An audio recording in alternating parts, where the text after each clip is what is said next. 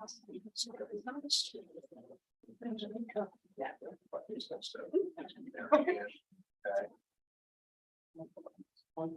you guys ready? You look squished. Yeah. Like to call the meeting of the Madison Public Schools Board of Education to order and begin with the pledge of allegiance. Pledge allegiance to the flag of the United States of America and to the republic for which it stands, one nation under God, indivisible, with liberty and justice for all. Thank you. Okay, we have our school community session, which involves and includes public participation. Before I read the rules, is there anybody in the audience or online that seeks to provide public participation? No? Okay, then I'll dispense with that. Thank you. We'll move directly, and this is more of a, we do have some action items a little bit later that we need to take care of, but this is more of a presentational meeting than a hardcore business meeting. And get ready for a really good presentation. And I will turn over to Superintendent Cook for that. Thank you, Chairman Gluskin, and thank you for the board for this opportunity to present our academic report for this school year. This is our third time presenting in this format, and it reflects our third year also of having district and school improvement plans. And so as we wait for the presentation to come up on board, we do have a number of slides. I know the board received this last week. It will be posted on our website as well for anybody watching at home that wants to go back and look at slides differently or after the fact. I will say too, we're going to go district level, then school level, and then we'll have questions and comments at the end. But if you do have a question or comment related to an individual school, then we would have you ask it while that principal's presenting. That makes the most sense, and that's what we've done in the past. It seems to work well for us. I am gonna stay here because I only have a few slides that I'm going to present. We this is a lot of work that went into this, and so when we present our numbers, we're very proud of it because it's reflects the work of all of our staff, but also all these numbers represent our students. So these are our students' work, and a lot of time went into this, put this together. We talk about this throughout the year. We do monitoring of our results, and then as they come in, we verify and work with the data to do our school improvement plans, district improvement plans for next year. So if you can advance that one slide. And so our first slide, we wanted to show you've seen this before, but I think what you're seeing over time, if you notice, the shaded area has gone away in 2023. And so this reflects a lot of work on behalf of our staff, working with our families and kind of messaging the importance of our assessments as we go forward. I feel like we've hit that mark that we were achieving to hit that. We do place importance on these assessments, but we aren't spending a significant amount of time preparing or just teaching to the test. We're teaching much beyond the test, and you'll see that that's allowed us to hit the mark and all the indicators that you'll see. But as we looked and we worked with our families, and we did our messaging for the importance of the assessments. We answered lots of questions. Staff had contacted families of students to say, I know your student has opted out in previous years and not taken the test. We feel that they're ready to take the test, in the cases where that was the case. And so that's reflected in our participation rates going up. And for those markers, you want to hit 95% or higher. That's really where we need to be in terms of that. And you'll see that has increased steadily throughout the time period shared. And when we speak of high need students. I know the board's aware of this, but for those maybe watching at home, those are our free and reduced students, our EL and special ed students that make up the high needs category. So now I'm going to turn it over to Gail. Thank you. Thank you to the admin team who are here tonight and all of the teachers that have worked so hard to give us the great achievement numbers that we have to share with you this evening. I also like to thank the board for their support and attention as well. So Dr. Cook did speak about the high needs subgroup. And one of the examinations that we give our English language learners is called the Lost Links assessment. And this assessment is actually more important in the accountability index, which is something that we will come out with in December. The state comes out with that actually provides a ranking of schools within the state of Connecticut. So this particular test is given to our English language learners, those students who do qualify for English language services. We have 37 students that 100% of them participated in the exam this year. However, year to year, this is really hard data to compare because the students are not always the same subset of students. We have like in the year prior in 2021-22, we had 10 students who actually moved from district before the test was administered. So it's kind of a changing subgroup at times. Sometimes they are stable. One of the things that also is not transparent in this, you'll see that we have 37 students identified as EL students. This does not show students who are on monitor, which is a far more significant number. To give you an example of that, we've had 16 families move in that have another home language than English that moved in this year. Out of those 16 families, we identified 6 students for EL services this year. That'll just give you a sampling of our EL population. So we have 1.2 EL teachers that serve our 5 schools. So those are hardworking teachers and they definitely benchmark and work with students along the way in all 5 schools. So I am going to ask as our admin team comes up to present their information that if we have one of our famous acronyms, if you could spell out what we're talking about when we come up with one of our nice little abbreviated names.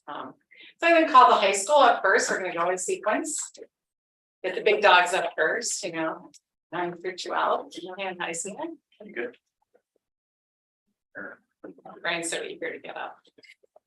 I'm gonna call on. I'm briefcase.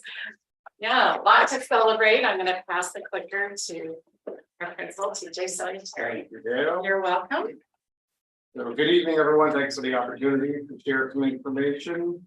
We're going to talk first about our students. Right, here we go. About our students' performance on the AP exam.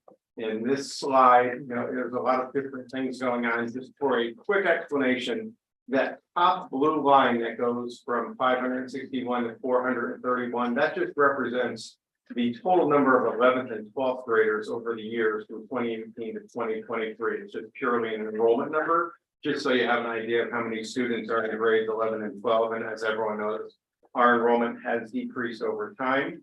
If you take a look at the chart all the way to the right where it's 2023, just some things worth noting. On the green arrow is the total number of exams taken. So 328 AP exams were taken. When you see our enrollment dropping overall from a few years ago, over 500 for 11th to 12th grade to 431, that's certainly a positive number. That orange bar, which represents 276 exams with a score of a 3 or better. So just again, informational, and you can compare over time, the student performance in 2023 compared to the previous years. That blue line is just the total number of students tested, which that number is not really dropping as rapidly as you see the total number of enrollment as well. And that we see that as very positive. And then that yellow bar represents the number of students with a score of a 3 or better on an AP test. So again, that number, when you compare across the board, when there was higher enrollment, we see that as all really positive information. Some of the reflections that you can see on the right-hand side, if you recall, 2 years ago, we did a pilot with 2 teachers, a chemistry and Latin teacher, doing some AP extra help sessions. That was just a pilot, not too much participation in Latin, but certainly better participation in chemistry.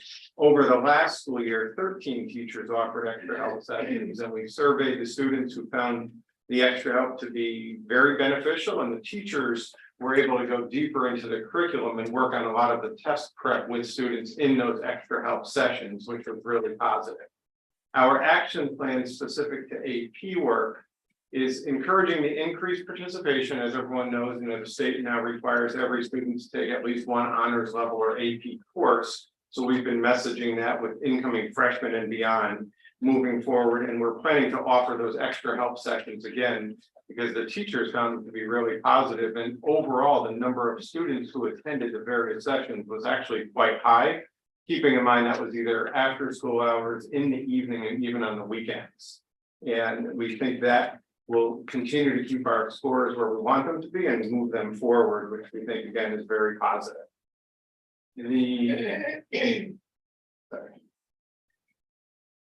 Okay, got it. This slide represents just trends in our AP scores. If you look in the top left-hand corner, you could see 2020, and then it moves over all the way to the bottom right for 2023. I would ask you to just take a look at the bottom right, 2023 AP exam results.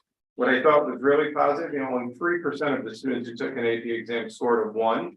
If you look at a 2 as well, only 13%, and we had a combined 84% of students scored at a 3 or above, with a especially high number in the 5 category at 24%. So really positive data going across, just in comparison over the years. So not only more kids take it, but more kids, a higher percentage scoring higher. Yes. Which is a tough trick to do. Yeah. Thanks for pointing that out. And I was in the second year of the AP exam extra assistance pilot that we funded. It's really the first year that it was significantly piloted. The 2022, only two classes. Teachers and Latin, and not many Yeah. students at all. For chemistry was really a 1 teacher pilot with past school year that represents the work that the students did in 2023. Had 13 teachers participate in those extra help sessions. And You said 13? Yes. and that was with a $15,000 investment from the board. We had looked for $30,000. That was reduced to 15. So we would be looking, spoiler alert for the budget, we'd be looking to increase that because we do feel it's impactful. Sure. You don't have to raise your hand. Oh, sorry. Old habits. Have you seen any correlation or have you looked at the data between students that either didn't take the AP exam or didn't test well in it, and those that had it like in the first 2 trimesters and not the third, but sat for the AP exam? So that's a really good question. Some of our courses are 3 trimesters. So, those courses that isn't applicable, but Latin's a good example. It typically runs T1 and 2. And if you saw a slide was added to this presentation, our Latin students typically don't take the AP exam. That is certainly one of the factors that we think comes into play, but the Latin course is also a Latin/ECE course. So students could take the ECE side and get an early college experience credit by just passing the course, and more colleges are actually accepting that in comparison to the AP test. So the students, we have many sign up for AP courses, and then when they find out what colleges they're going to, if they're going to be accepting those particular AP scores, or like AP Psych's another really good example. A lot of the students major in something that requires them to take AP Psych or psychology when they get to the collegiate level. So they're not going to take the AP Psych assessment because there's no value in it for them. I do think it's worth noting that at Daniel Hand, we do not require our students to take the AP test. Other schools do, other districts require it not only to take it in some cases, some require students to pass it in order to get the AP credit. We give the students the choice for that particular piece. So I do think that extra help session that is built in, and it doesn't start until trimester 2, will help fill that gap for that course that ends at the end of trimester 2, because there is a pretty significant gap at the end of T2 until the exam dates for AP. So it's a great question. And that was one of the pieces that the teachers were excited for the opportunity to offer these sessions, because again, they didn't have to take as much class time going over how to take an AP test. They can do that in the extra help sessions, but when there is that big gap, which is significant, they see that as a good opportunity for the students to stay up to date on their knowledge. So- Yeah, I'm sorry. So like AP Spanish, I think that's 2 trimesters as well. And then, I'm not sure, is AP Stat 2 trimesters as well? Yes, AP stats too, and you know, it depends, they don't always run T1 and 2, you know, it depends on where they fit when we start running the schedule, like sometimes they won't fill in an earlier part of the year and we'd have to move them around, but Mr. Bodnar is an expert in that particular piece of scheduling. So we make sure our courses fill. I do think that trimester, you know, that is one area that is certainly not a strength of it, but the extra help sessions are certainly really positive. And, you know, we had more students participate, like when we get to spoiler alert, when we talk at the budget time, once we have some numbers for you, for a number of students who participated and feedback, you know, it wasn't as high as enrollment, but there was more who participated than you would guess in some particular class. I just wonder if the ones that are 2 trimesters instead of 3, if we can make sure that they have the extra AP help at the end, because that might encourage, you know. That's a more great point. We successful- certainly will, and we schedule it really between the end of T2 into T3. So even if the course is meeting, it, you know, wouldn't matter. The students still have the opportunity. And I think if this starts to become part of the culture of Daniel Hand, which again, you know, from 2 teachers to 13 and a lot more students will participate. And the teacher did a nice job talking to their students when are times that work for you. Because a lot of our students take several AP courses as opposed to most students taking 1 AP course. So the extra help sessions could be a little overwhelming. The students kind of had to pick and choose which ones to attend and align to the test they were planning to take. And was there any overlap where like the spring athletes were not able to participate in the AP? I'm sure, but the teachers did a nice job offering right after school, evening and Saturday mornings. And, you know, students actually attended, which was really nice. And sometimes you wonder, will they be there? But as you mentioned, there is a lot of conflict just after school. And students are really involved, which is great. So the teachers, you know, talked with their classes and really let the students dictate when it was the best time to meet. And, you know, our building's open until 11 o'clock every night and on Saturday mornings, so it's not a problem to have the access for students and teachers. We have numbers or percentage of students that take AP courses but don't take the test. That's a good question. I'm gonna go to the next slide. So we added this, these are real numbers. And they're not in percentages, but you can see, these are the AP courses that had enrollments last year on the, second column from the left. And you can see total enrollment and then number of students tested. And then you can see the breakdown of the scores from 5 all the way down to 1. So, some courses have a very high percentage of students who test. Other courses have a percentage as low as 0. AP Latin is a good example of the 0. That course is an AP/UConn ECE course, and a lot of the students go the route of the ECE credit. And historically, that particular course, as well as AP Euro, don't have many, if any, students taking the actual test itself. We see AP Psychology, which is always a very high enrollment. Not as many students end up taking that test because when they're a senior and they find out which college they get into, as soon as they find out the college will not take the particular test for the credit, they're going to withdraw from taking the assessment, or if their program of studies and the collegiate level requires psychology, they move away from that as well. So that is one of the challenges that we see. Some students, when we ask, cost, if you're taking 3 AP classes, cost could be significant. And some others really looked at the program and to see what value and benefit it had for them. If it wasn't going to help them, we don't require it, so they weren't going to take the test just to take it. But for the students who knew they had a good chance for it to count towards the collegiate level, they absolutely took it. And we have a high number of juniors taking these tests, and we see a drop off over the course of senior year when students are getting into their colleges and then talking to their counselors and finding out if or not. So the number starts high and then we get to small by May, which is pretty typical, and they don't require that assessment. So I think contextually for the board and for the public, I think it's important to understand that some of the ranking methods that are out there that are issued publicly annually often are weighted partly on the number of students who take AP courses and who take the exam and then how they do in the exam. So it's really important to realize, again, contextually, that when, you know, we prefer to give our students more flexibility, and we prefer to not require them to take the test because we're a bit more concerned about their well-being. And we have a lot of students who take crazy, like in my opinion, like 5 or 6 AP courses in a semester, or in a semester, whatever. Or over the course of a year, it takes several. That has the net impact of potentially skewing our ranking results for people who care about those sorts of things.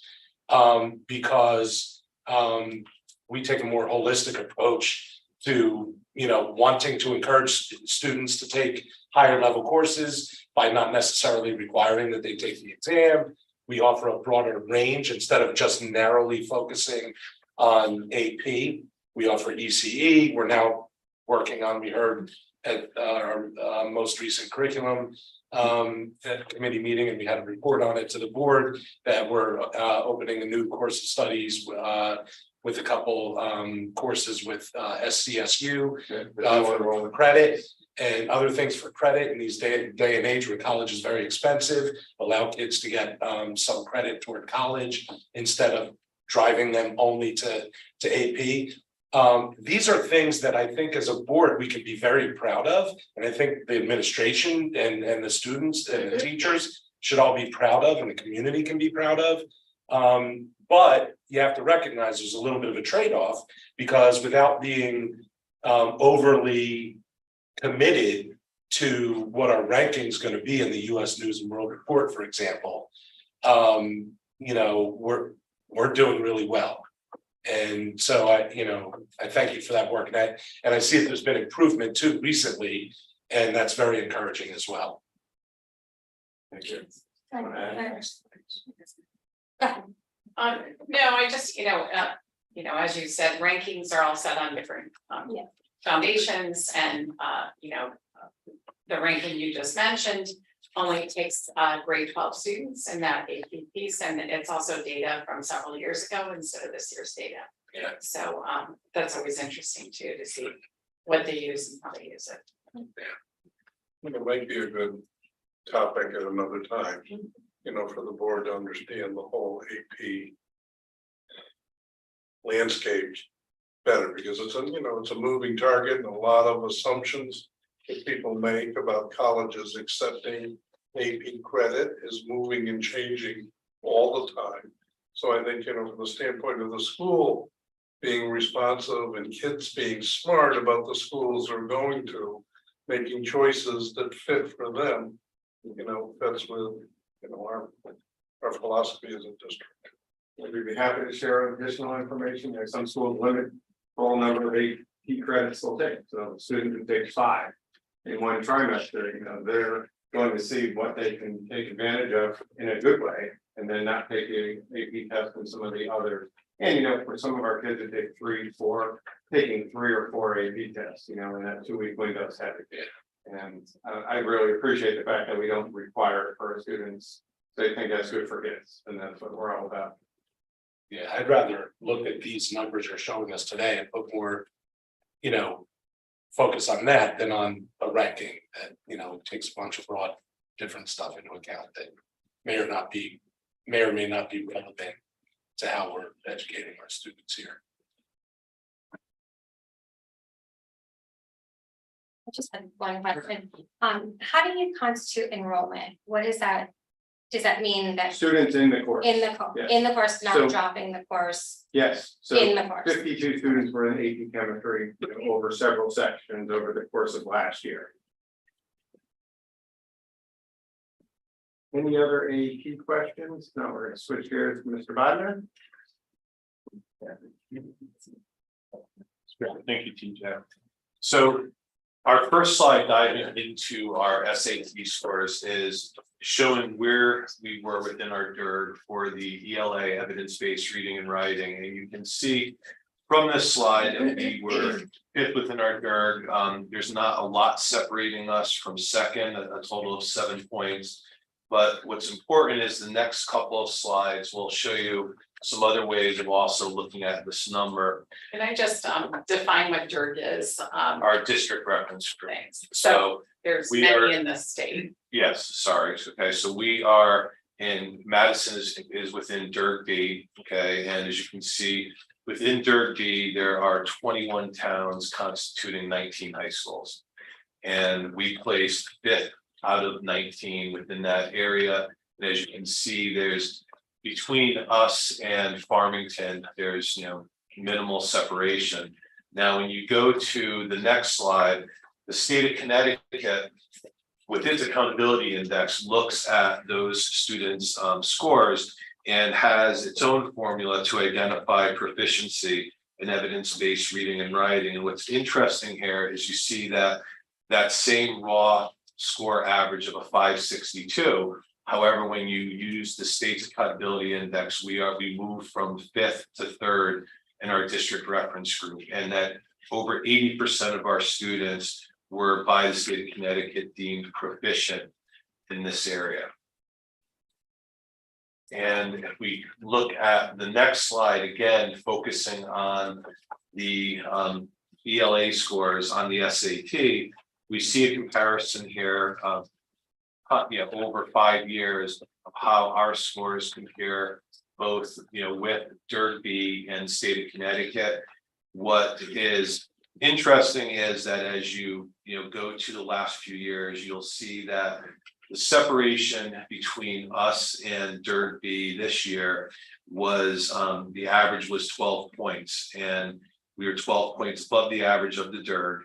The only time on this graph that we were higher than that was in 2021, and those were the scores that, due to the pandemic, were not kind of factored into a lot of things the way the state normally does. But we were 12 points higher, and also in this particular past year, we were the highest we were in this time frame. We were 69 points above the state average.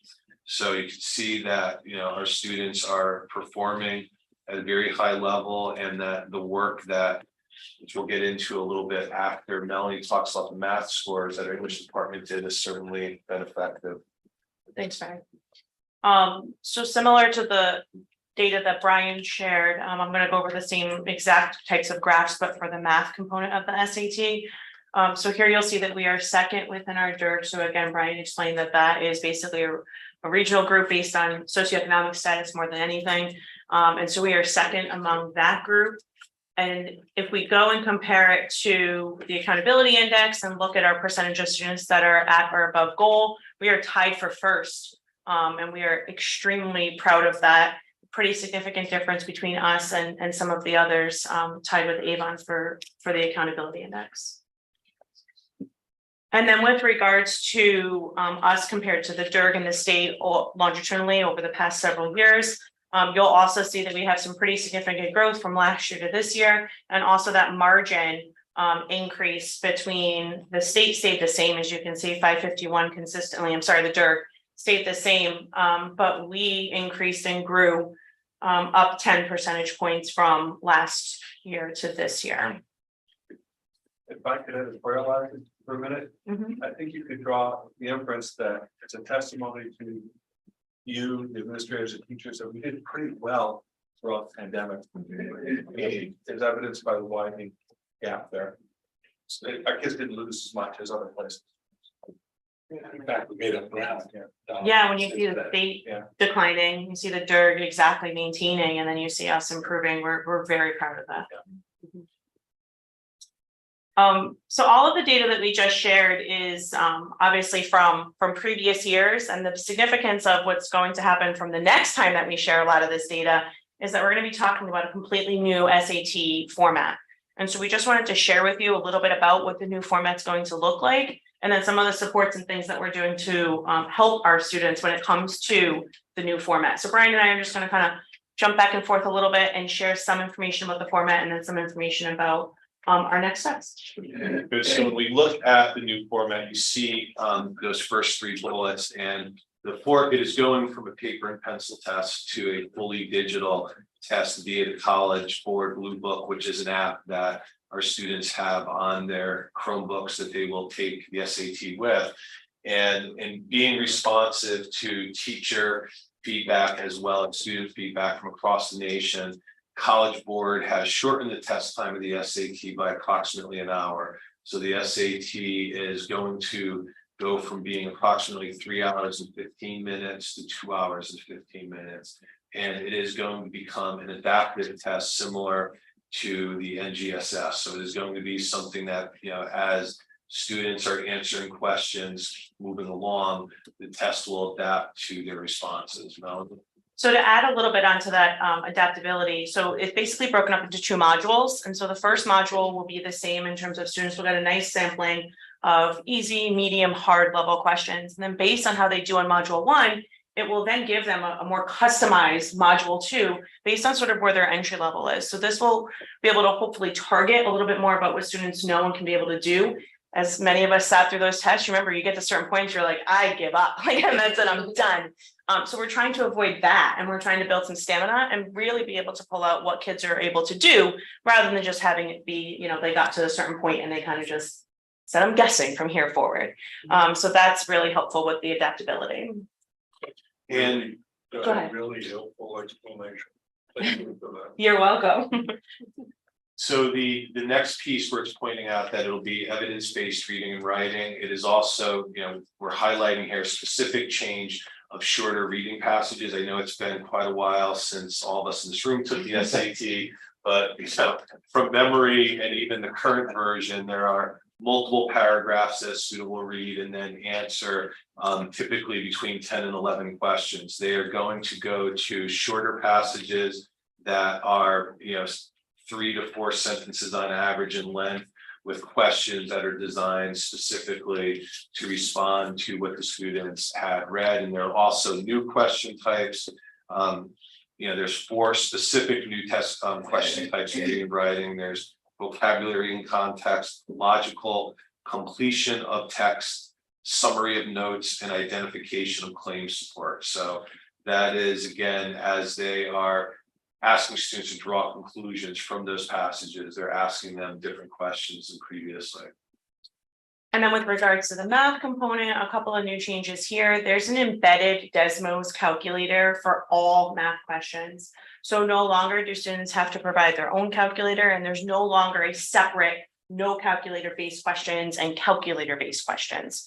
And along with sort of this enhanced digital platform, students are now able to do like some really great test strategy things that we tell them. They can digitally flag questions that they want to go back to. They can pull up a formula sheet. So we're not expecting students to just memorize formulas. We're expecting them to apply their knowledge to answer these questions. And so when we look at like what it was versus what it's going to be, it should be, the experience as a student should be smoother. You should be able to move from might need a calculator here, I might need a formula here. I'm not sure what this information is yet. So I'm going to kind of continue and then go back and check. So we're hoping for a little bit more of a smoother test process for our students. Will students be allowed to bring their own calculator, or do they have to use the online? Yeah, they can still bring their own calculator, but the part of them, we'll jump over, that's a segue into what we're going to do. So we're hoping to embed a lot more of the Desmos use directly in our classroom so that students are really comfortable using this new calculator. They're comfortable not only using the calculator, but they're also really comfortable using it on their school issued device, which is what they're going to use to actually take the test on test day. So Galen, they can still use their own calculator if they wish. But the hope is that families don't have to go out and no longer spend, $150 on a calculator. And that if we have these resources at our fingertip, it does the same capabilities in terms of graphing, etc. So you'll see that was actually one of the last bullets on our support system in what our response to this new platform is just to embed that calculator use in our courses all the time. Do you want to talk about anything on the right side? I can, I'm sorry. go ahead. Is this gonna be done on their own Chromebook or? Yep. So what kind of tech support will we have to provide for glitches and things of that nature? That's a great question. So we've sampled what this already is. We've done this platform already. So in the spring of last year, as you know, we did a fully digital test. And we are so happy and proud to report that we had 0 technical glitches outside of a student that might have forgot their Chromebook. And so we were able to accommodate that. But in terms of like our Wi-Fi being able to be sufficient, as far as the ease of use of students getting on the platform, if they got bounced off, they can jump right back in. Something worth also mentioning is that the test is now self-timed. So if you get bumped out, and maybe I get bumped out and I have to go right back in and I lost 30 seconds, my timer on my test would be 30 seconds more than maybe Brian's timer on his test. So no longer are we relying on, the old proctor at the front of the room, making sure they track every second. It's truly embedded that your time on task is just right there within the platform. So all of those sort of glitches and things that we would anticipate, we haven't seen them yet.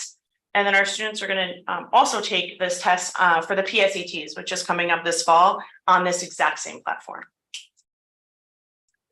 Last year, you had to have the school give permission to the Chromebook to activate the Bluebook app. Yeah. So are all those activated now? Yeah, everyone, all students 9 through 12 have access to Bluebook on their Chromebooks. Okay, because I know there are 4 practice SATs and practice digital PSAT that we should encourage them all to take before, before they go online.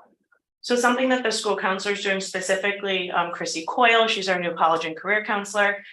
They created a 1-pager. I brought it here. Brian has a copy of it too, but they basically created this little 1-page overview that when they have junior meetings, when they're sitting down with those like juniors and their parents, that they're going to be able to, and I can share one on this side as well, but that they're going to be able to talk about the new platform, talk about the resources that are available, encourage them to take a practice test on Bluebook.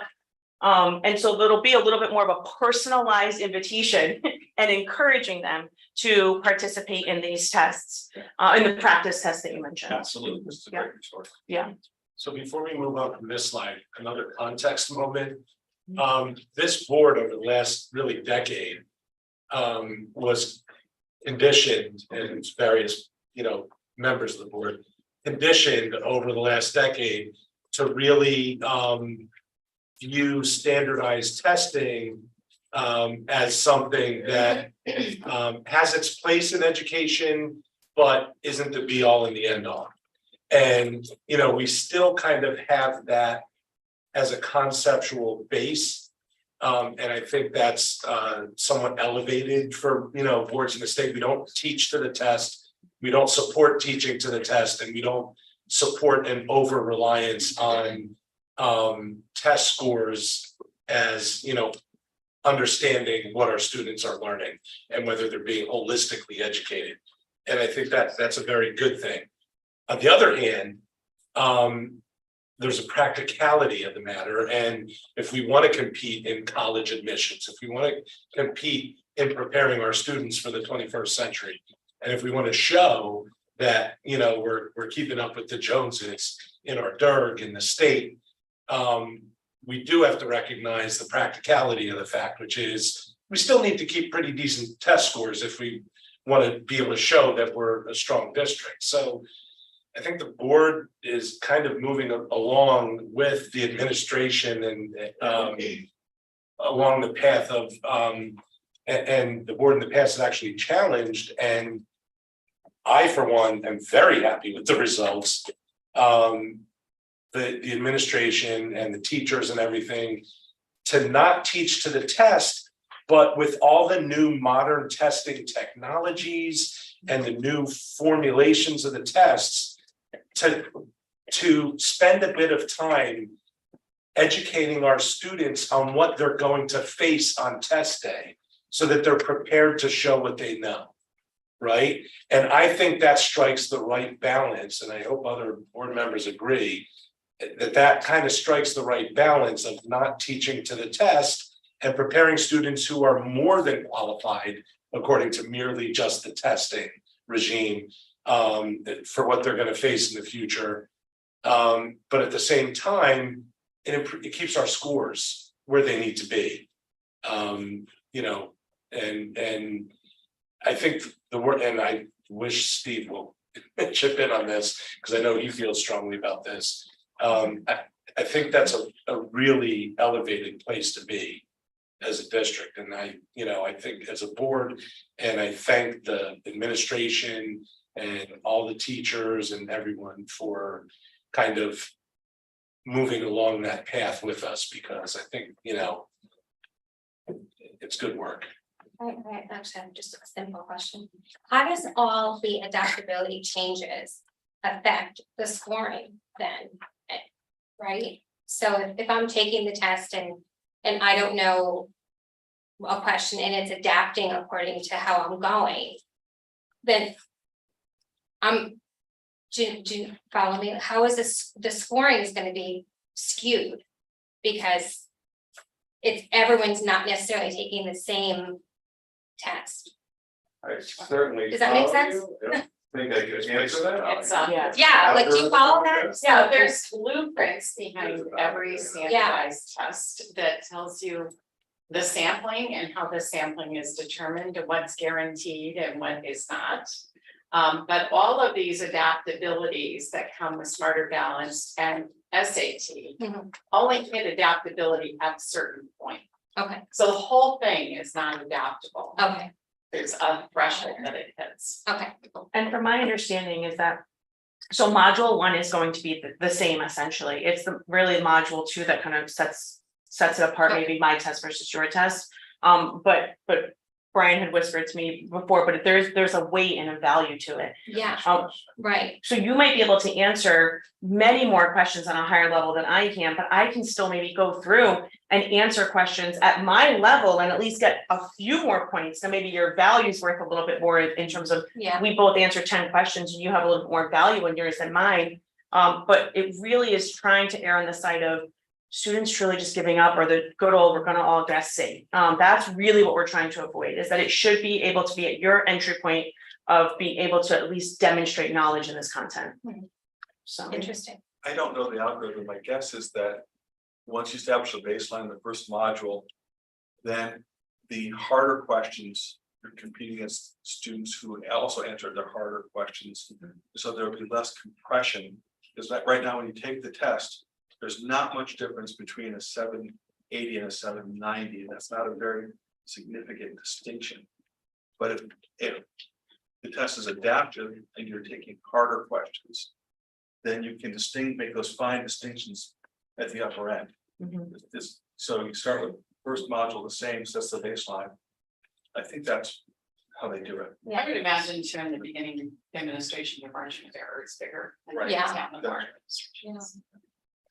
I just have one thing to say. I think it's important, all of the academic pieces, but the underpinning foundation or the support of this is that SEL work that's been going on a daily basis on, giving our kids the support emotionally, that, and giving them the ability to, and sometimes the words to use to, and the different supports to be able to get through test taking times and anxious times. I think that's a life skill that they'll take with them. And so, as it's important to note that there's been a lot of effort put into supporting our kids emotionally and socially, and that feeds into this, and it's hard to measure, but we're measuring it, I think, in academically, but it doesn't show that way. But I think it's important that we note that.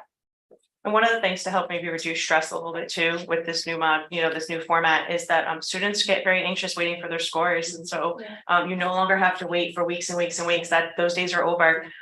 They're saying days. I've heard on the last call that we were on, like it could be a day. I mean, the turnaround, because it's pretty quick that it's now, there's no packaging everything, sending it back, like none of that's there. It's just submit and done. So that also will, again, all these little things to try to help for that, but the weeks of waiting, and especially if you're a senior, fall trimester, it's hard. Yeah. So hopefully we can eliminate that a little bit. But I think you've taught them also ways to cope with that, and we've been really supporting them in that work too. So I think that's important to know. And this is a conversation we're testing. And it has its place. And, you know, I enjoy seeing how it is evolving and adapting. And SAT knows that it needs to evolve to be able to evaluate more authentic learning, more problem solving, more, you know. And evolving part of it, and this is only a snapshot, and it has its place. But this district's commitment and the high school's commitment to the profiles of a graduate and all the other things we do beyond, you know, this particular testing data, you know, is paramount importance, and you know, it's part of a bigger picture of the kind of graduate we're trying to produce. But you know, SAT scores measure something, and they measure what our kids know, and to some extent what they can do with it. So. So the next slide that I had advanced to actually kind of piggyback on Seth, what you were talking about a few minutes ago, which was about giving our students more preparation so that they know the style of questions they will be asked in these assessments and are more confident. And you can see the comparison from 2022 to 23 and our evidence-based reading and writing scores, which I'll highlight. You can see that we moved from 22nd in the state to 13th in the state with the scores that we reviewed a bit earlier. When you break it down by strands in 2022, you can see on the left side those areas where we saw a need for improvement, and we did in every area with the exception of expression of ideas.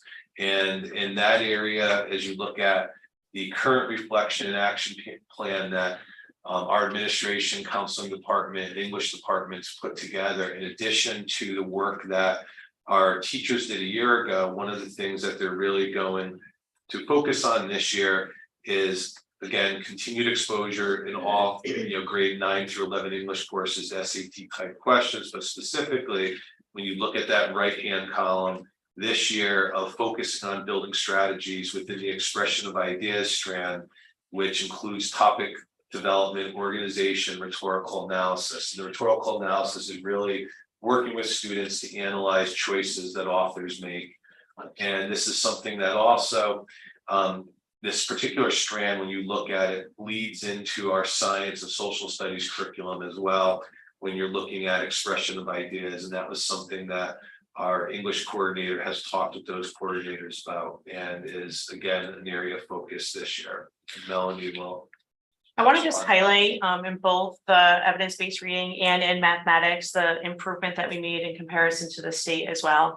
So just our overall ranking has significantly improved. And then when you look at, when we talk about needs to strengthen, that is in each of the 3 strands of math. That's the percentage of students that took the test that could use some extra support in that area. So for example, last year we had 10% of our students that really could use some extra support in the heart of algebra. But the students that tested this year, only 5% of students fell into that category. So when you're talking about the needs to strengthen, that's really like a really targeted, focused group of students that we say, where can they use some additional support? And then specifically within each strand. So improvement overall, there was in the advanced math, we went from 9% needing support to 14% needing support in that area. So that's where they're going to place a little bit more emphasis, not teaching to the test by any means, but definitely like pulling out what types of questions are in that strand and how can we incorporate those a little bit more into what we already are doing. I talked already about incorporating Desmos. So I think our math teachers have a really good plan for this year.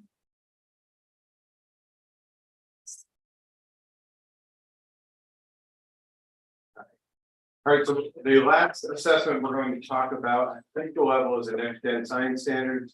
And this is a chart that shows our ranking in comparison to Derby, our district reference group. We had 61.4% of our students score a level 3 or 4. Admittedly, we'd like to see that move to the left a little bit more. And our science department has done a really nice job breaking down some of the data, which I'll talk about on this next slide. We can take a look at findings. There's a lot of information here in the top left. There's 3 particular bands, and we just thought it was important that you saw a comparison of how our students performed if you see in the parentheses with 22, that's just 2022 students compared to last year's students in 2023. And you can see in each of the areas, there's been progress made moving forward in earth science, life science, and physical science. We also take a look at time on test. You know, this is one of the assessments that we have to motivate our students to try their best. You know, when you look at AP and SAT, our students really see a value in this. We're helping them see a value in NGSS. And the average length of time is something we pay attention to. We look at all of our students. One of the particular areas we'll pay more attention to this year is the students who missed the assessment day for whatever reason. They seem to take the makeup test much more quickly overall, and I'm not sure that helped with any of our numbers, but we're going to pay attention to that test setting for students who are not present on the day of the actual test. Well, I think some really positive data as well on the bottom left shows the number of students who scored level 1. That's the lowest you can score on the assessment. And in last year, only 11.1% of our students scored in that particular range, which is really positive. You can see on the right, we have a really solid plan. I think one of the most significant plans is the third dot, the interim assessment blocks, also known as IABs.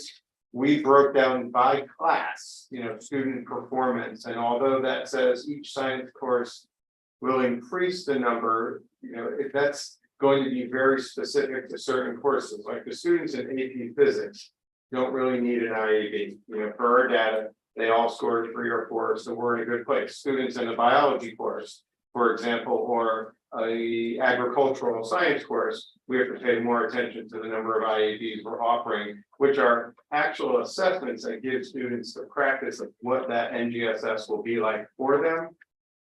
What we found was very successful was the test administration. We let everyone who was not a junior sleep in for a few hours and come in late, which was really appreciated by all the students except the juniors.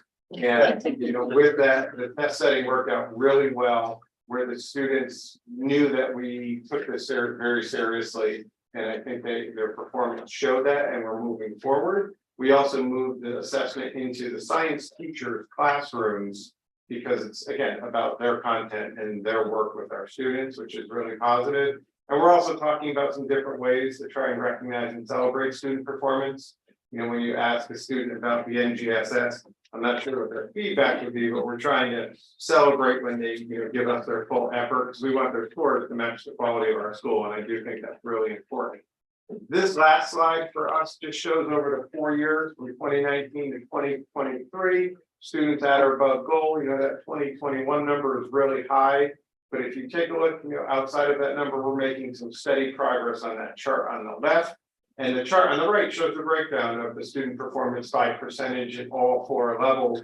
And it's nice to see such a low percent in the level 1 at 11%, and you know, 38% and 23% in the 2 highest score ranges is actually really positive. So we are making progress.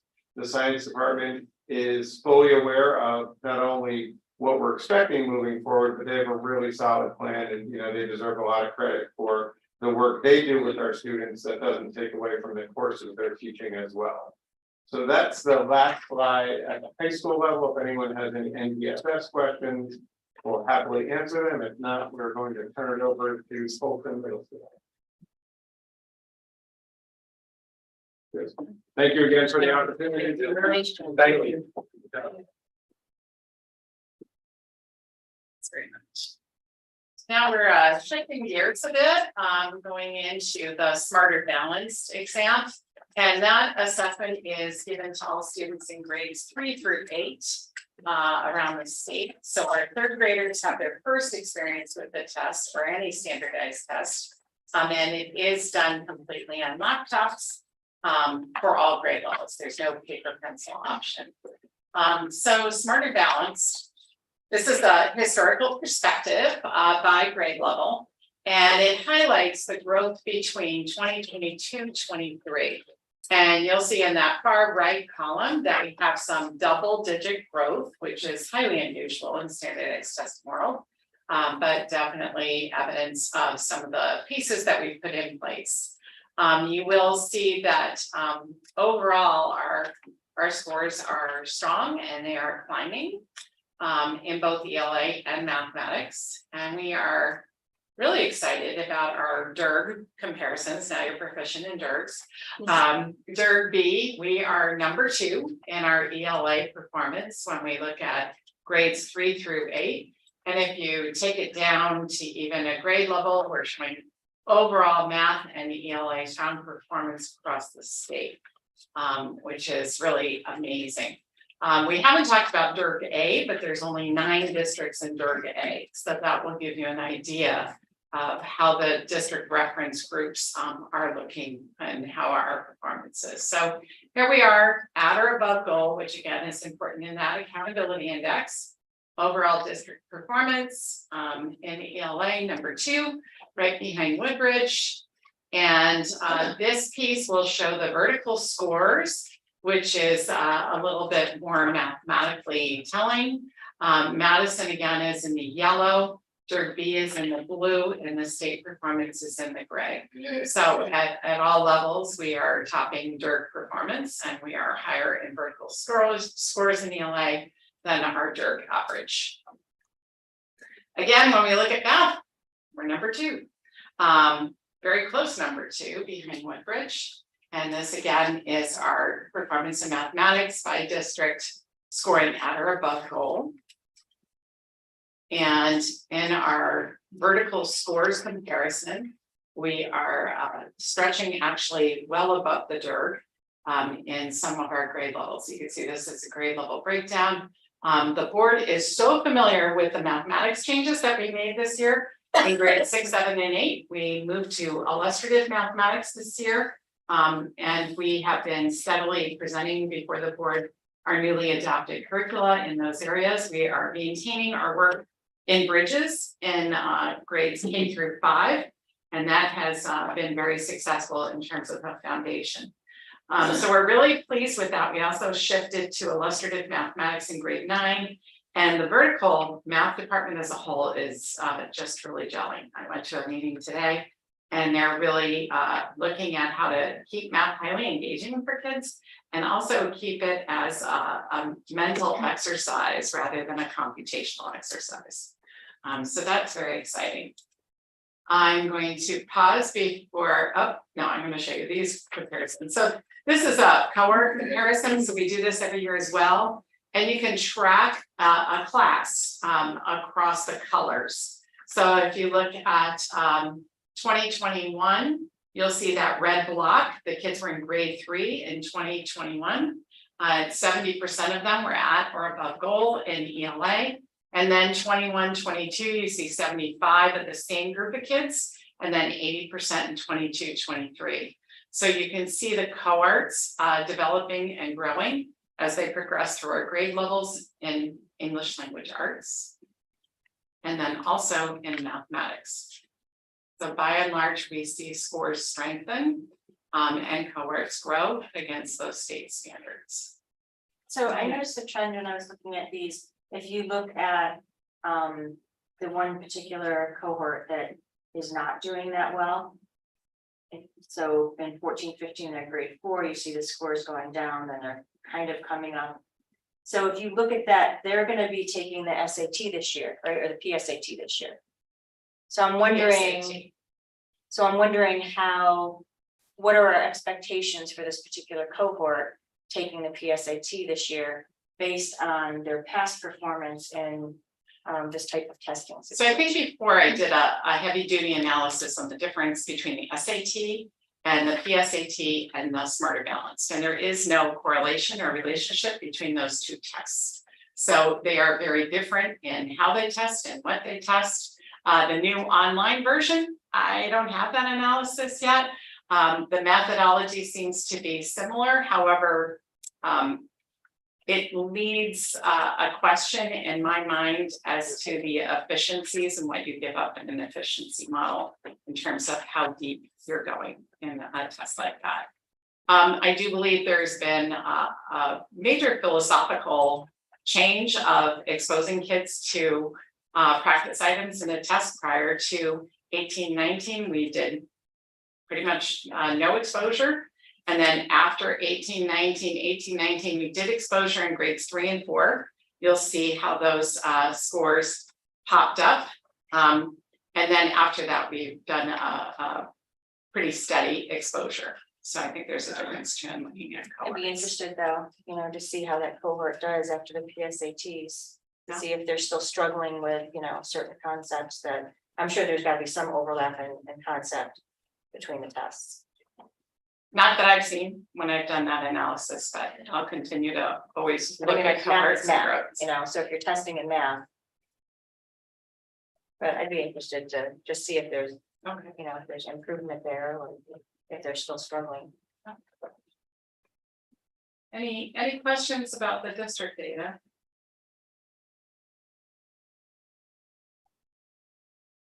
I will turn it over to Pilsen Middle School. Congratulations, Pilsen.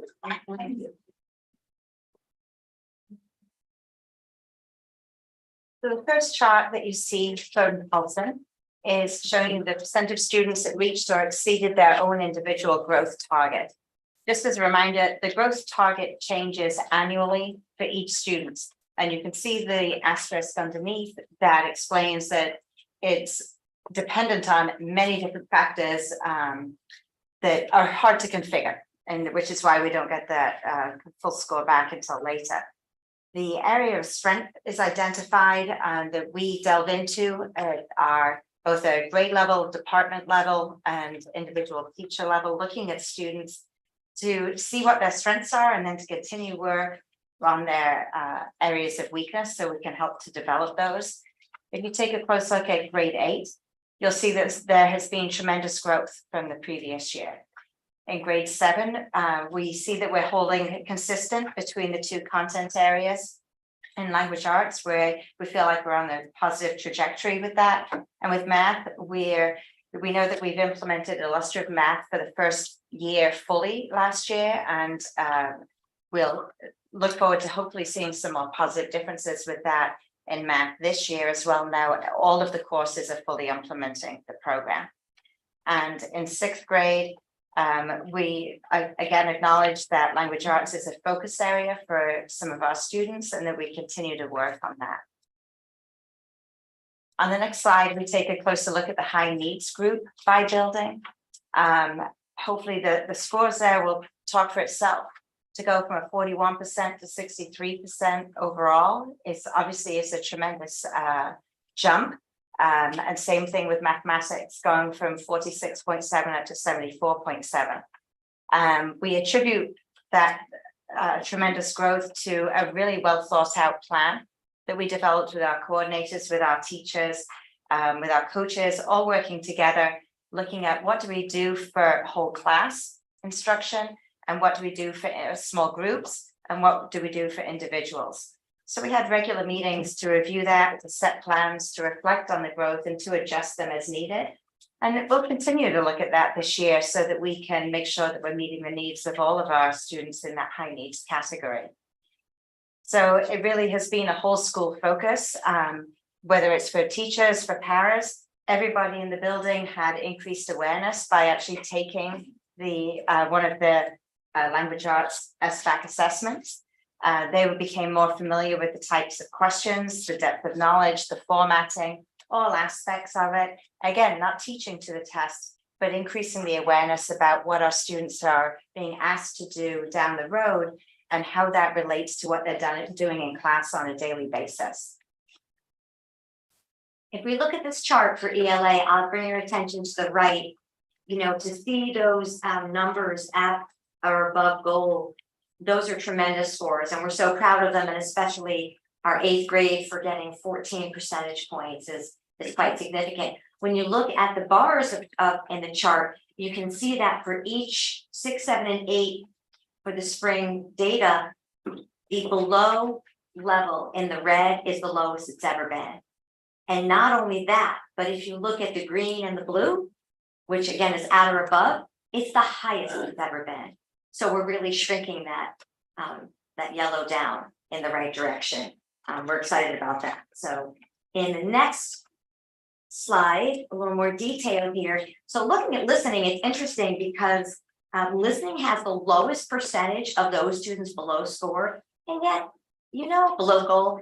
Yeah, isn't it interesting in that yellow that there's still opportunity for middle schoolers to listen better? I can't figure it, and we certainly work on that every day in every class, but we will focus on reading and writing. When you look at those scores, what I find fascinating is how similar they are.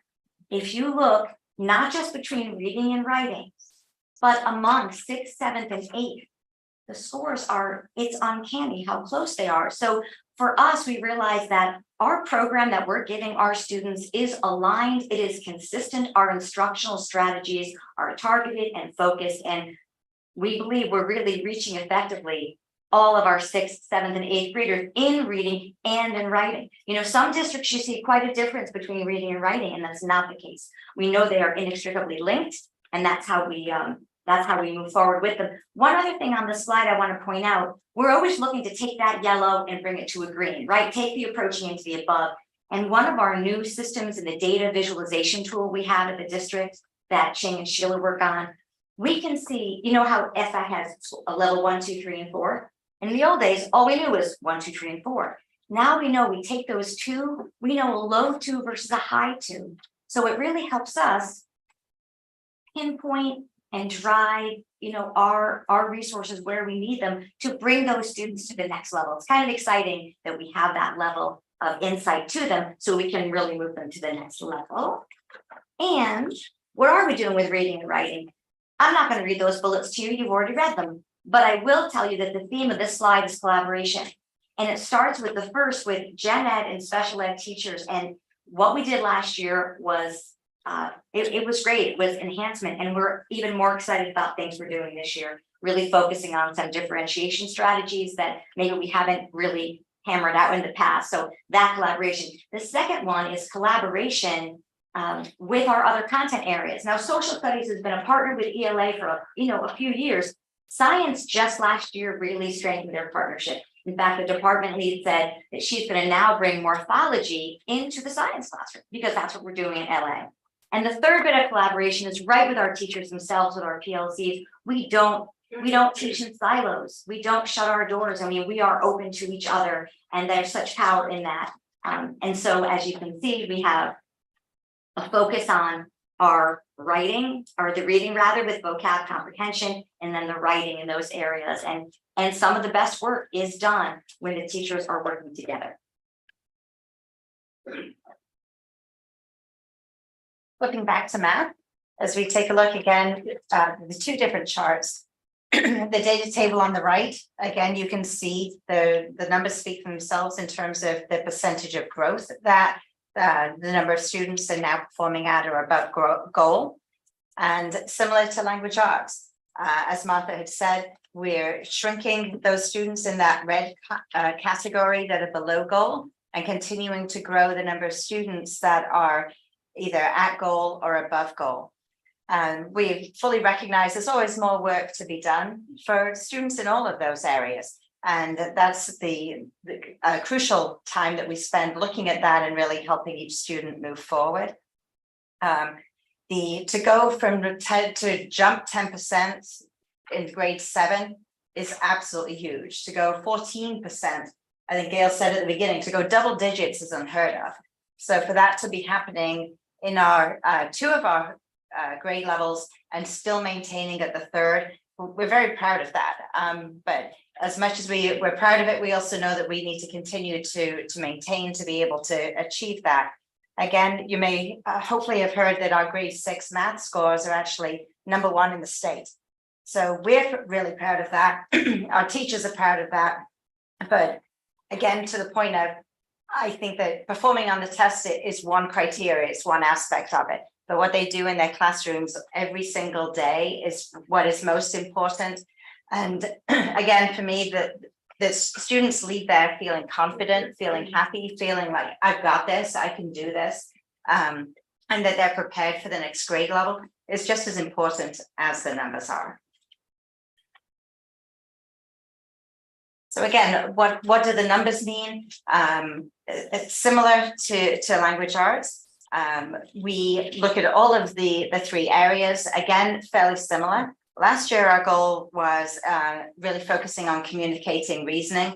This year, we're identifying problem solving to be one of our focus areas, which includes a lot of the profile of the graduate characteristics, such as perseverance, communication, being able to provide reasoning and evidence to their thinking. Also, just as reading and writing are very closely connected, so are all three of these math categories. You really can't focus on one area without enhancing the others. So we know that the students may be focusing on solving problems in a variety of different ways, but communicating their reasoning, how they solve that problem, understanding the concept, you can't do one without the other. So we continue to work on all of those, whether it's moving students in that approaching up to the above or moving students from to below to approaching. We're looking to enhance in all of those areas. These are some of the priorities that we've focused on, we'll be focusing on this year, really focusing on the area of problem solving. Again, you'll sense the theme of collaboration because, again, we acknowledge and know the power of working with our colleagues. We've got general education and special education teachers working closely together on a day-to-day basis, supporting whether it's in the classroom or through pull-out sessions. We're looking at the student work. So that's done with the help of our coordinators on a regular basis, being able to look at what might be a more formal assessment, a formative assessment throughout the middle of the unit, or it might be a quick exit ticket where they take a look at it and it can help inform their instruction for the next day, for the next couple of weeks, being able to determine groups and which students need support, which students need reteaching, and which students need some enhancement in what they're learning. Also, again, science teachers, just as they're a partner in language arts, they're also a partner in math. You can't really solve a lot of the problems and do labs without interpreting data, being able to see patterns and trends, and then again, supporting the reasoning as both orally and in writing about why they think these, why they're drawing conclusions or why things are making those connections.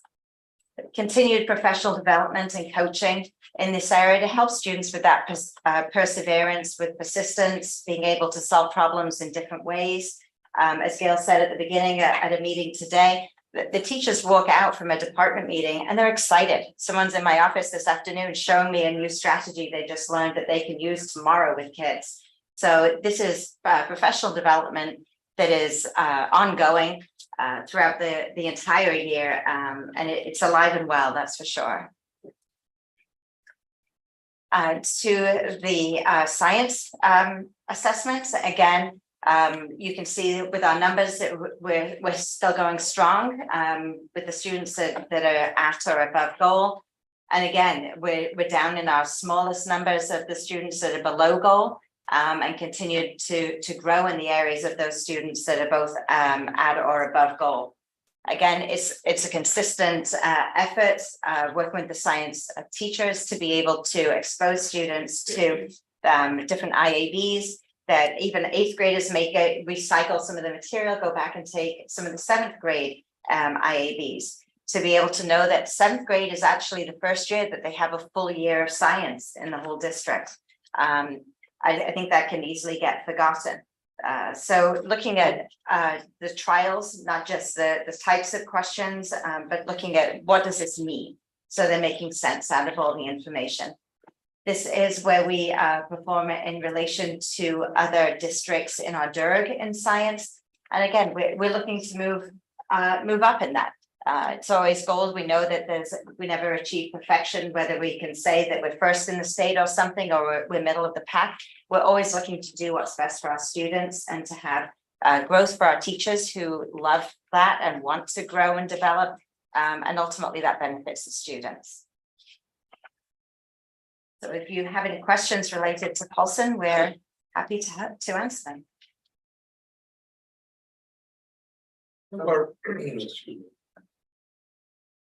A larger factor, contributing factor, is it that you have ready access to individual data? I mean, you had referenced earlier, the ability to break down subgroups and so forth. how widely is that used and how big a factor is that in your work and what we're seeing? It's used regularly, by individual teachers who are looking to see the performance of their students that they're currently sitting in front of them. I mean, we're only, week 4 into school, the teachers have looked at that data. It is only a piece of the puzzle, for sure. They're still getting to know them, building relationships, doing their own assessments, because what happened in May may have grown over the course of the year, or it may not, depending on the student. So it is well used by teachers, by interventionists, by coaches, by administrators, on a regular basis. And the other thing that's critical is that every teacher in the building has access to the students' reading, writing, math, and science scores. And we're encouraging all content areas to look at that, because we know all of this is linked, right? So science people, you're not just looking at the science scores, look at the reading scores of your students, understand that as well. So that's something that with the data viz, we really started looking at last year, and I think that will only grow, that kind of analysis. There's time allocated that's committed to that, or it's just an expectation that teachers will access? Which, There's time, there's time for it, whether it's through department meetings, we've given time at the beginning of the year, which honestly, there's a lot in those first 3 days in August. And if they haven't met the student and don't know them, the numbers don't mean as much until they get to know the student. So I'd say looking at it now is much more meaningful, but looking at it through department time, there's time set aside during their team meetings during the day that they can look at it and talking about individual students. We look at it during the SST process. So the student study team, if a child is struggling with something, that is again, just one piece of information that we take a look at, but it's an important piece at times too. And we're lucky with the middle school schedule that we do have team time and department time embedded into the day every day. as data team meetings or just as? It depends on what the team needs. So a team meeting, they conduct team business, but maybe that might be, we need to look at some of these students. And then we also do have formal data team meetings throughout the year as well. Thank you. So the history of the SBAC test is, it's a short and very tumultuous history. It came out just, a few years ago with Race to the Top, I believe, and it really humbled a lot of high performing districts when it came out of the blocks. I really like the way our district has positioned itself and the way the schools are responding in terms of giving the students some exposure to the kind of test it is. It was the first test, I believe, that they had to take completely online. There were all kinds of tools for like different operations they had to do on the computer to give their answers. And some of the students in all these really high performing districts were having difficulty with their students being able to show what they know because they were not understanding the mechanics of the test yet. They were struggling with that. So without teaching to the test, without changing what we're teaching and our profile of a graduate and how that filters down vertically through all our schools, we spent a little bit of time in introducing and exposing our students to this is the new kind of test. This is how you take it. Sometimes you have to do this operation on the computer. Sometimes you have to do that. Here's the calculator or here's the whatever. And I think that helped us. Another thing that helped us, I'd like you to kind of talk about very briefly, is how we've incorporated the kinds of questions that the students will face when they take all these kinds of standardized tests into our assessment curriculum. Like, giving them more exposure, not only to multiple choice questions, but to the other kinds of questions that they'll see on the test. So they develop a comfort level of being able to express their answers in a format that they're likely to encounter on the test. Could you talk a little bit to that? Certainly. And I agree with you 100%. I think part of the problem that we had before is that they weren't exposed to some of these tools. But I also agree 100% that it hasn't changed necessarily what we teach. Our curriculum is strong. We acknowledge that, we teach that every day. What has changed is being able to weave in what might be during a warm-up one day, where it might be an SBAC type question, whereas before it was assessing the same content, but it might have been done in a different way. It might be a test of endurance at times. So building up the stamina so that students can read a longer passage than what they used to. It might be specific small groups that focusing on comprehension, for example, but they're focusing on the style of question at times using vocabulary. For example, we used to use the word theme and thesis statement.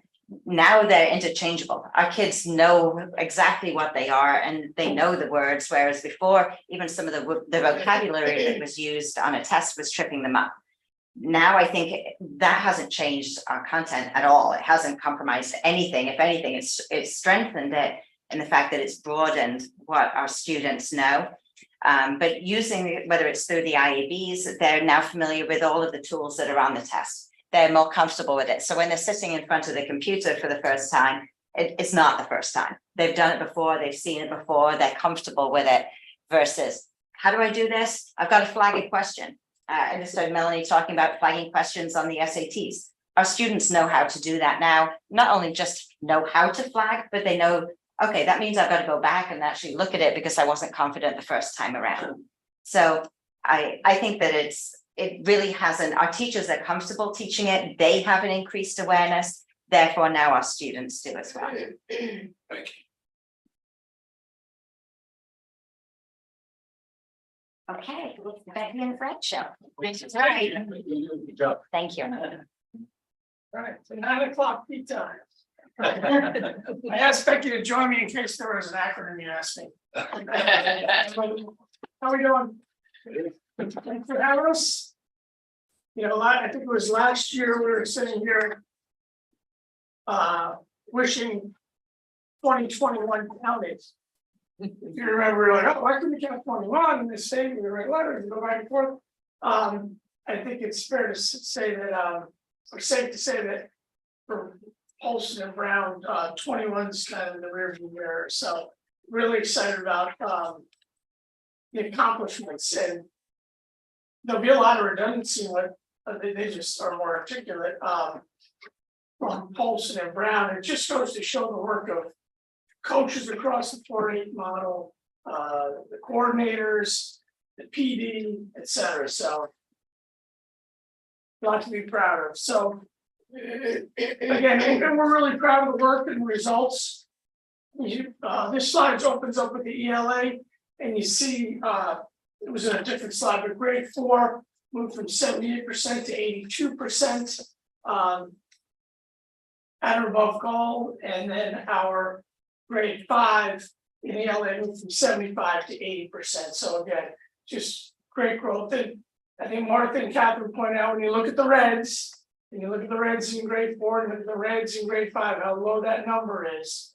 Again, we're always looking to move those students up and yellow into green and all the color schemes, but those numbers are super strong. And I think for us, I mean, it pales in comparison to #1 in the state, my colleagues at Polson, but I think our grade 4s in this area, in ELA and math, were second in the DIRG, and grade 5 was 5th in the DIRG, both ELA and math. And then we look at our math numbers as well. In grade 4, we see that cohort move from 79 to 81%, and in grade 5 from 68 to 73%. Again, a lot of work went into it. I'll talk about that in a little bit. TJ made a point earlier about the makeup tests for, I think it was the science piece, right?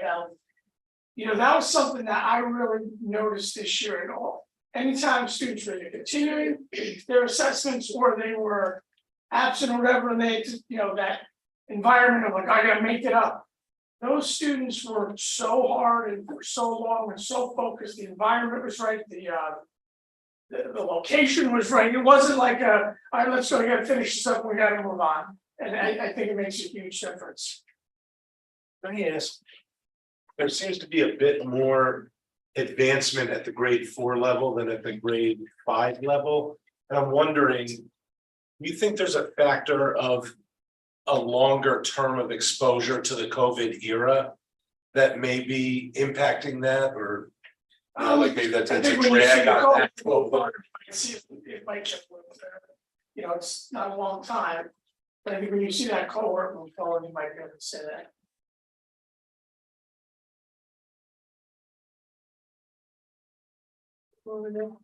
Catherine talked about this slide, and again, we had strong growth in this area. If you look at you know, that in math, if you look from 21 to 22 to 22 to 23, that 50.6 to 66.7. Again, we stay consistent in ELA, but that math number really jumps off the page. Super proud of that work.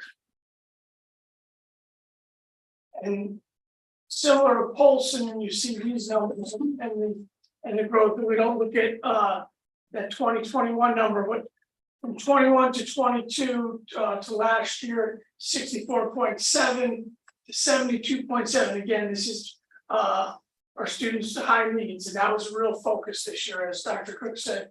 Our ELL, free and reduced students, and our special education students. And then in math, 62.7 to 87%. And that's huge. That, just like at Polson, was because the philosophy was the same. It wasn't they're doing this, we're doing that. Again, our coordinators cross over, some of our coaches cross over in different grade levels. Our work with our ELL teacher was more consistent, more scheduled. This past year, our work with our coaches and our special education teachers, to your point, you know, does it just happen? It's scheduled. And I think when we schedule it, what comes out of those meetings is then it just happens because they know each other, they work together, they find each other. This is just what happens in the meeting and then we leave. They're finding each other, they're comfortable with each other. And again, this is not an infomercial, but the work of our coaches are unbelievable. And they're not even in our building all the time.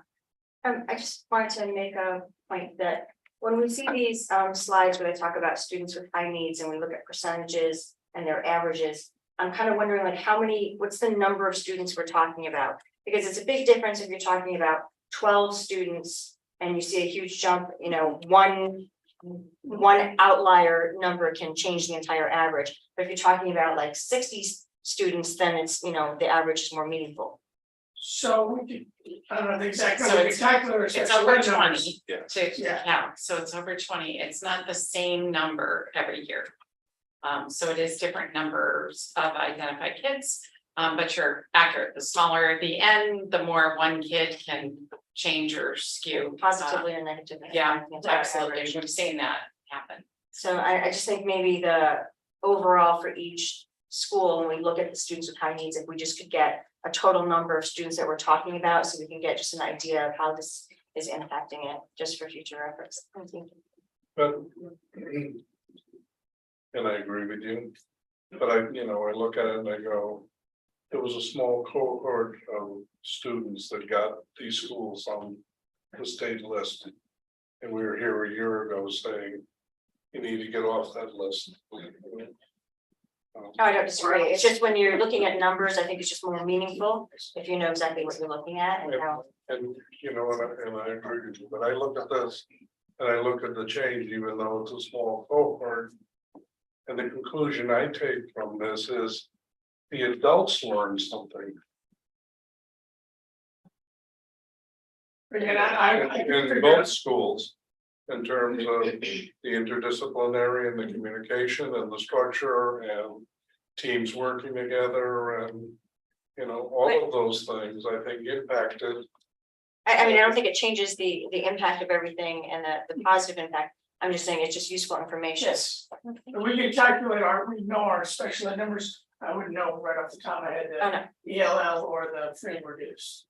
And Diane, your point actually further illustrates why, the SBAC methodology and the state's reliance on it kind of put us in a corner and put us on those lists when, in the focus group, when in a way, one could argue it's a bit unfair because we don't have a large number in our district of students. So when a few of them decide not to participate in the test and a few of them don't do well, we get dinged more harshly than a larger district, for example, right?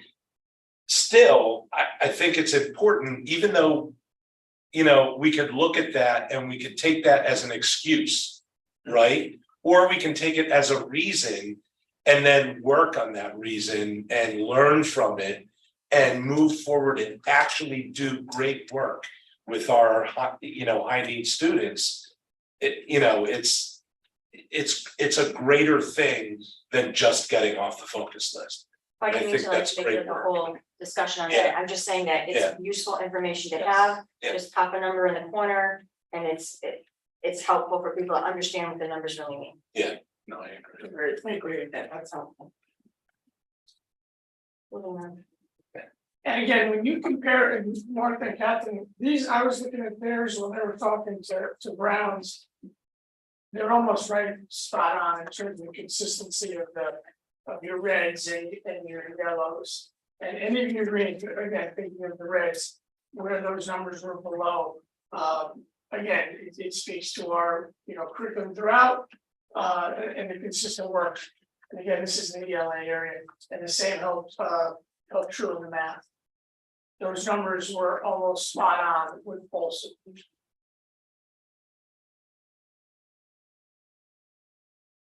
And again, our priorities, again, some of this is continuation. We made such a commitment last year that you don't want to just stop what you did. And then we're going to continue in a lot of ways and just continue to tweak it and get better at it. Certainly our PLCs, PD, again, it goes back to coaching, our coaching cycles, and our math, using vertical boards in math, we're getting good at that. We're very good last year, we're gonna get better. PD and coaching for assist teachers. I think we have one new core teacher that, I had a meeting with her today. She was talking about all the support she's already got. And that's what you want to hear when you meet with somebody 2-3 weeks in. Whether, the coaching she's getting support from her team, from her grade level colleagues. But she's up and running because of the supports, and we're going to continue to support veteran teachers as well as new teachers. So our NGSS numbers, if you look across the board, again, consistent improvement. We're at 76% at goal or above. The last few years, 70, 73, 72, 76. There's no low numbers in the red. And that assessment's a grind for our kids. It really is. And we'll continue to look to improve that. I think we were 7th in the JERD out of 20 schools, I believe. And we last year, because of our focus on the SBAC, we put that test at the far end of our testing. So when you talk about a little test fatigue, it would have shown up here, but our students did a really good job. Again, that word perseverance, we talked a lot about throughout the year with our kids and working through hard content. And you're shaking your head, I know we do it every day, but our students did that. They did that all the way through the science assessment. We're gonna make a couple of changes next year to really focus on our science. Whether it's our testing window, how we spread out the assessments. But again, they'll be doing their IEDs in alignment with the tests. So again, a lot of good news out of Brown in terms of our scores. And like I said, we looked at 21, like, why can't we have that back? But I'll take this over 21. I'll take 23 over 21. That's that. Before I hand it to Becky, any questions? Thanks, John. Thank you. Thank you. Thanks for having me. I'll be speaking on behalf of both Jeffrey and Kelly Spooner at Ryerson tonight. I'm very pleased to really celebrate with you the amazing work of our really K-3 teachers and our 3rd grade students this past spring on the SBAC. 3rd grade, as you have heard tonight, is the first year that the SBAC is given. We also do not give an NGSS or a science assessment in third grade, it's just ELA and math. So diving in a little bit here at ELA, you can see as a district, we were at 75% of our students scoring at or above proficient. I'm not gonna lie, Mrs. Spooner and I really love to hit the 80 mark, but we are a very strong score there. And when you look at that score, it really is, you have to take a step back, and all of the things that you've heard students have to do when taking an online digital assessment, flagging test items, going back and review, toggling back and forth between two reading passages, listening to something, reading something, and putting it together and typing your thoughts. The third graders have to do that too, the 9-year-olds, some of them 8. And when you think of that, we're able to get them to do that in the spring of 8th grade. When just today I was in a 2nd grade classroom where they were learning how to turn on their Chromebooks for the first time, and it wasn't going well. They don't know what an enter button is. They're tech savvy, but with a tablet. So they're trying to swipe their screens and that's not working. So it's just incredible the work of, again, I say 1st, 2nd, 3rd grade teachers to not only get them content ready, but as we've talked about tonight, just how to navigate the test. And how do we balance that and knowing that we have a responsibility to get them prepped to take this online assessment. We're not going to be cruel to them and put them in front of a computer screen they've never seen any of the test items. But balancing that with what we value in our curriculum. So 75, very good. If you look at the growth over time, again, you see we're steadily climbing back up to that 82 we had in 2019. 70, 78, 75% again, very close to where we want to be in terms of ELA. When you break down the strands, you will see that our strongest strands are certainly in listening and reading. Where we start to see a few more students performing below the standard is that writing and research inquiry piece. And again, I mentioned that is the part of the test that gets pretty complicated, again, navigation wise and content wise. So we're not just listening to a passage and answering questions. We're not just reading and answering multiple choice. Now, again, as a 9-year-old, I might have to read 2 passages, be asked a question, synthesize the information, put it together, and type my own response. It's high level across the board in terms of the content, the length of the passages, and then obviously the test item navigation itself. So our teachers do a really good job, I think, again, balancing that instruction within the classroom. But I think that synthesized piece in the writing and research inquiry is always going to be just more challenging, again, for a 9-year-old. In math, very pleased that we hit as a district the 81% mark. Making steady growth as a district, again, 68% to 79% to 81%. And again, many of the schools before me tonight have highlighted how small those red bars are when you look at Jeffrey 2023 and Ryerson 2023 respectively, some of the smallest we have seen. So very pleased with that work.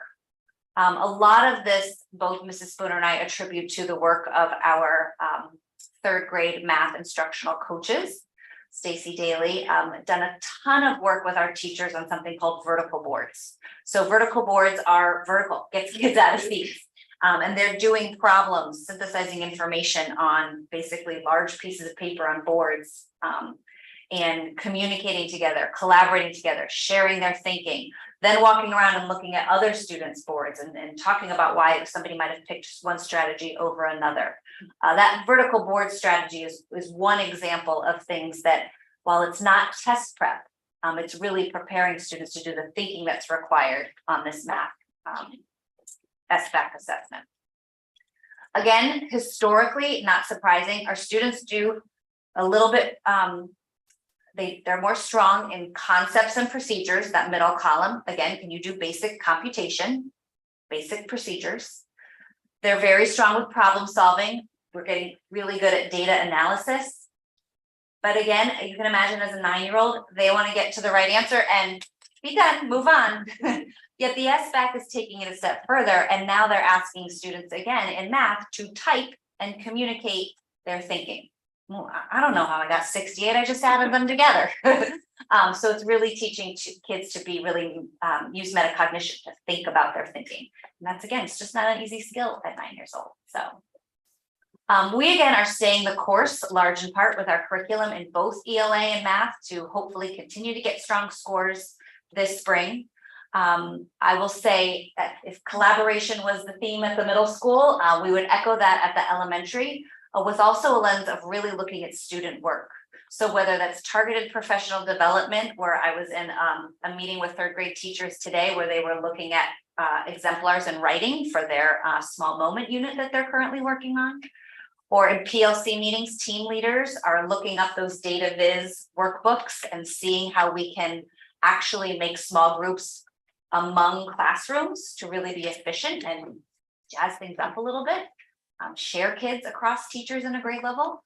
And certainly our coaches working one-on-one alongside teachers to look at their specific student work and what their kids need. So it's all about what's in front of us and meeting kids where they're at. So you combine a little bit of that computer test taking skills, a really strong curriculum, great people in our elementary schools doing the work, and you get the great scores that we did. So any questions that I can answer for the K-3 level? Just curious. You want to hear third graders responding on the keyboard. Their thoughts on ideas. How much are third graders doing handwriting versus using keyboards to do their writing? On a day-to-day basis, I would say probably 75% of it, when you talk about just in writer's workshop time, 75% of it is on the Chromebooks now. A lot of the typing gets done for their stories and our writing units. When you talk about math or writing about our reading, that is more handwritten. So over the course of the day, I would say it's probably at about 50-50. Even the littles, Becky, even the kinders are there? No, sorry, I was just speaking specifically Oh, about okay. third grade. Yes. Yeah. Okay. No, we dabble with the Chromebooks in second grade. And then they kind of go more full force with the writing in third grade. K&1 are more iPad heavy for the apps, the early learning apps, and listening to stories for comprehension and fluency work. Well, thanks for having us. Thank you. Nice job. If I could just make a few comments as we're wrapping up. So I just want to emphasize that we presented by school pretty much, but this work doesn't happen by school. It happens with all of us in the room, and it's not as clean and easy as it probably appeared. It's messy and it's hard and it's a lot of work. And so if you think about it, you know, Polson doesn't get the results that it gets without Brown doing the work that it needs to do. And that happens throughout the district. And so I think we just always have to be aware of that. I think we talked a little bit about smaller grade levels too have more fluctuations by student. I think the board needs to be comfortable with fluctuations from here. You know, it's unlikely that sixth grade math will be number one again in the state.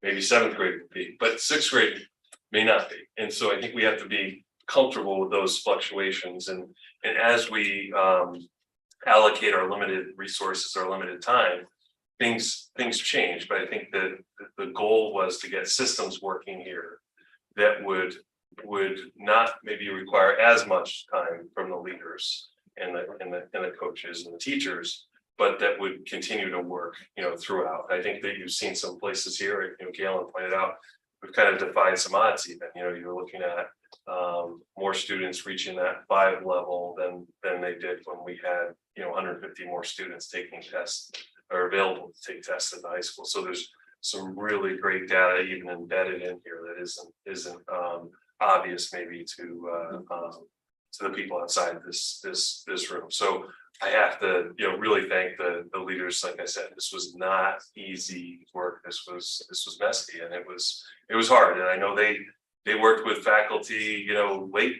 December last year, and there was, you know, some tough times, and they got through that. So they really deserve, you know, a lot of credit. I also can't leave this without talking about our teachers. So I was walking through Brown. Just one quick story. I was walking through Brown School, and a teacher ran out of his classroom and said, "Have you seen my scores?" And this was when the scores were just being released. We didn't realize the teachers could see them yet, because the state hadn't told us yet. So here was a teacher that was looking at scores that we didn't know that he had access to, and he was so happy, and he was sharing with students like they're, how they did, kind of anecdotally, and just really proud of the work that, he did and his students did and things like that. So, the teachers are paying attention too. So, obviously that nothing happens without the teacher in the classroom. So again, thank you all for everything that to get us to this point. Appreciate it. And I just want to add to that, that I do want to emphasize again, how much of a shift it has been in a very compressed time, that, your direction has been, don't worry about the tests, just teach the students, to we're going to continue to teach the students, but we also have to do something, to show that we can do well on tests as well. And the remarkable achievement in a year, like a little bit over a year, coming out of COVID, it's just amazing. And to me, it shows again the strength and the professionalism and the skill of our administration, of our teachers, everyone pushing together. And this is at the same time, as Kathy pointed out, you guys are working on amazing SEL integration, like vertically throughout the whole district, in every building, in all your development plans, and there's so much going on, and it's honestly, my last child just graduated last year from AND. So I kind of feel like my kids missed out a little bit on it, but it's amazing the work that's being done right now. And it's, thank you for everything you guys are doing and all the people that are supporting you in that effort too. Great work. I just wanted to make a point about the next generation science standards that's taken in 11th grade. So it's, and I know we have no control of this, but it's given in later May, after all the AP exams have been given. And from what I'm told, like the juniors just don't care. And I don't know how, how do you make students care about an exam? Because it doesn't affect their grades, it doesn't affect anything for them, it reflects on the school.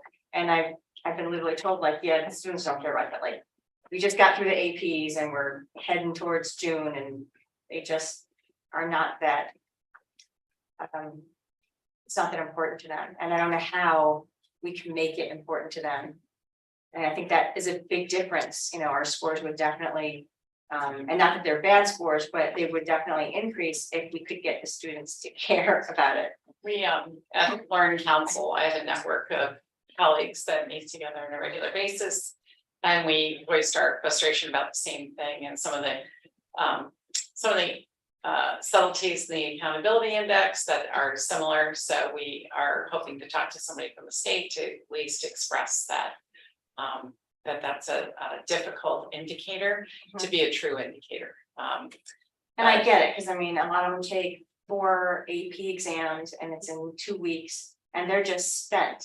And that's one of the prioritizing that we do too, is where do we put the NGSS, because what is more important to kids at that age? And the SATs are more important than the APs. So, that's something that we probably could move the window up a little bit on, but then it would be at sacrifice to some of the other exams. So we're trying to There's just not a share good that time. information. There's a lot crammed into a small space. Yeah, And they will not have Sorry. learned enough. They will not have learned as much either if you move it forward. right. That's the other sacrifice. So. But I think a lot of that, what you're talking about, that investment in and engagement comes in that SEL work and advisory and all of that work that's done around helping shape our kids beyond just the academics. Community building. It's really there, Frank talked about it, and everybody really talked about that whole getting kids to find value in hard work and things like that. So I think that's inherent in a lot of that work as well. So I think we'll start seeing but it tails all this time. That's like, that's one of the hardest things. Biggest test fatigue. It is, And that has no impact on their Yeah. grades or scores, and so they're just like, whatever, it's another test to take. there's a little salt in there. Teen salt. Data always tells a story, tells lots of stories, but. The backstory. As I look at this, is. That all of the curriculum in this district. Is written by teachers and staff here, with the exception of the AP courses. So we say everybody is working hard, there's no question they're working hard. But they're working hard on what? They're working hard on their own curriculum and what they've developed and what they believe in and what they're invested in. It is their curriculum, their students, their program. And that may seem obvious, I get the opportunity to see other schools. And a lot of other schools are pushing the curriculum versus their curriculum. And I think it makes a huge difference.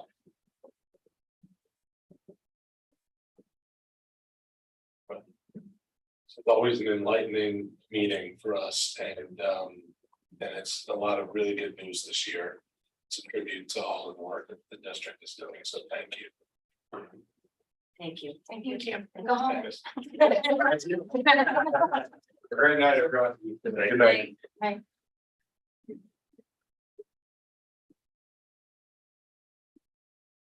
Okay, board member comments. I will not make any because I'm going to be during that presentation. I have a comment that's off topic. So we have an action item tonight about appointing members to the ad hoc new elementary school naming committee. And I just wanted to bring up something that Emily had brought up at a past meeting about, will we need to rename Dr. Robert H. Brown Intermediate School, because it's not going to be an intermediate school anymore.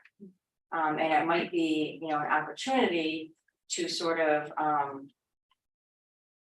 lot of people have emotional attachments to certain names of certain schools, and with two of the elementary schools names going to be not on the buildings anymore, and then a new building, it might be an idea to either have this committee consider naming both buildings, and then we can sort of make everybody sort of happy with names.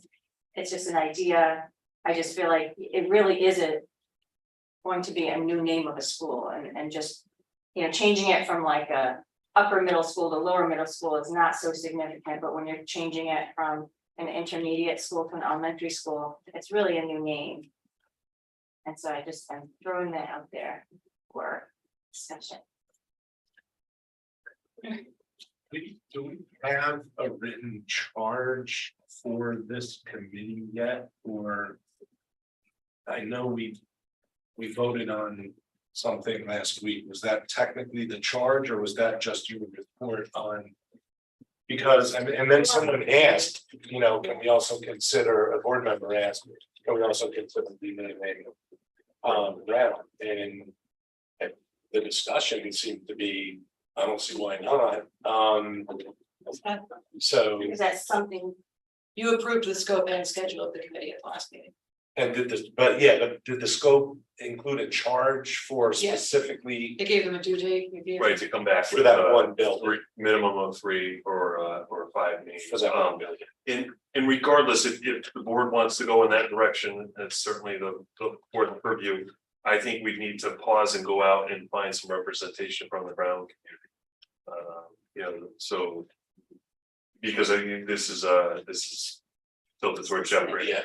Well, is it really the Brown community that you would want input from? It's going to be an elementary school. Yeah, So and so it's really- Ryerson, yeah, really. It's still the same community, really.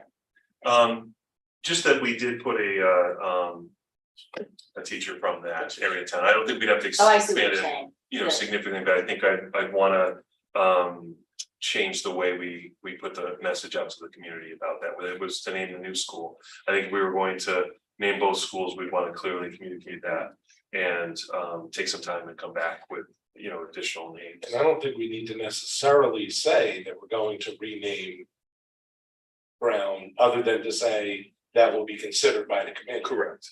Right, yeah, it's not a given that it's gonna change. Yeah. So how do you want to table this and come back next meeting with a new expanded scope and charge for the committee? And then add maybe a couple, at least one or a couple. If that's the direction of the full board, absolutely, yeah, that's what I would want. All right, so let's discuss that Yeah. and see, is that something, So well, wait, you know so what, can we let's, discuss that? Want to make the motion. yeah, let's make the motion and then bring it up during discussion. Yeah.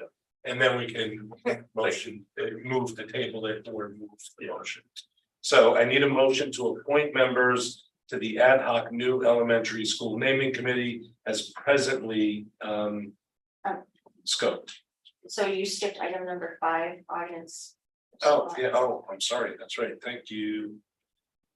Is there any audience participation to what we've covered this evening, any online? No hands raised. Okay, thank you. Thank you. Now I need a motion to appoint members to the ad hoc new elementary school naming committee as is on the agenda tonight. Can I get that motion? So moved. It's Maureen, Second. seconded by, I'm sorry, by, I think Kathy, thank you. Sorry, I'm writing so I don't always see it. Okay, the motion is out there, it's seconded by Kathy, now any discussion, and now in discussion, we can not only discuss appointing the current members, or we can discuss an alternate motion to table this potentially and come back with a somewhat modified motion at the next meeting. I support coming back with a modified charge that would look at renaming both the schools or just considering it. I agree, anyone else? I think that's a good idea. I think I would agree with that because we're also missing 2 other board members tonight. And I think it's, I mean, I know that we can pass something with a simple majority of those present, but I would like to hear their opinions as well, especially because Emily's the one that first brought it up. And I hadn't even really thought about it. So, She's also facilities chair, and Mary Ann actually did reach out with a suggestion that is along the lines of what you just raised, so those 2 board members might have an interest in voting on this. and we can certainly just, expand the committee to include, a couple more pertinent. So, Yeah, Mayor. Expand the charge and expand the voting members. yeah, Okay, so at this point, if no one else has discussion, then I'll entertain a motion to table this. so moved. Okay, Diane.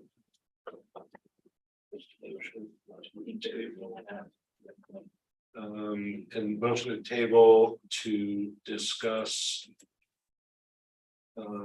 modifications with the scope of the charge and to the makeup of the voting members of the ad hoc committee. All right, I want to make it specific as to what we discussed. So the motion will be to table this motion to discuss modifications to the scope of the charge and to the makeup of the voting members of the ad hoc committee. Again, so do I get a motion? Is that Diane? Yeah, that was me, and Before you take the vote, I just want to be clear on what I'm to do between now and next meeting. So I am not starting any search for members from the northern end of town. I'm pausing on that to wait to hear from the 2 new board members for the board to consider. 2 other board members. Okay, because I see what you're saying. Yeah. We would have to wait until after we vote on this next meeting. Yes, because I wouldn't want to send the signal that we're going to consider. And contact people and ask for volunteers and then say, oh, sorry. But well, what it sounds like, and that's fine, we can, the time frame, we set a strict time frame, but it can move out another month, like that's fine. The one thing that I would want to do is I'd want to let the people know that did indicate they were interested in being on the original committee, know the status of what their, we're gonna recommend, or I can let Yeah, them, the scope might yeah, right. get this- larger and piece of And- and back that- out. I'm sure they're on pins and needles waiting to hear if they're gonna be on this important committee. And so I don't wanna have them lose any more sleep on that and let them know that, they're selected. Or not selected. Would it be possible to to get a feel from how everyone feels on this? Because I think you probably can reach out to a bigger group based on the feedback we got so far. So that you're ready to go. I mean, I think we discussed it and didn't hear too much opposition to the concept, but we would have to, I see Craig's point. He doesn't want to be out in the public doing things based on a supposition that we might expand the scope. We're on TV. We might expand the. Yeah, but until I understood, but until the board takes action on expanding the scope and the membership, then, yeah, because we created the charge and the voting membership. And we voted on it and approved it, then Craig went out and solicited interest and appointed people. So you'd want to follow the same kind of methodology. That's your comfort level. So, I'm sorry. Just like to make one point, if you want the committee membership to reflect what you require by policy, you'll need the committee to decide before you set members if they're going to rename Brown Intermediate, because it requires that the principal of the building be on the committee. So if you want them to do both, we need to know before, because it will need to add Mrs. Spooner and Mr. Henry. Yeah, and I agree I agree almost completely. The extent to which I disagree is we don't necessarily need to decide that we want the name to change. We just need to decide that we're open to also reconsidering a name change to that school, and then we can put If we're considering it, then they have to be on the. yes, exactly. I think that would work. So, I mean, I could entertain a motion that we do that tonight. But then we're also not getting the input of the two members that are not present. However, if we know their input was that they wanted to include, then I guess one could take the position, it's no harm, no foul to vote on it. But, Well, the motion on the floor right now is to table, yeah, so we have to do something with that motion. yeah, but during discussion, we can all, well, okay. So I've got a motion to table to discuss modifications to the scope of the charge and to the makeup of the voting members of the ad hoc committee. I need a motion and a second. We did that, So it was Diane moved and who seconded? Maureen. Maureen.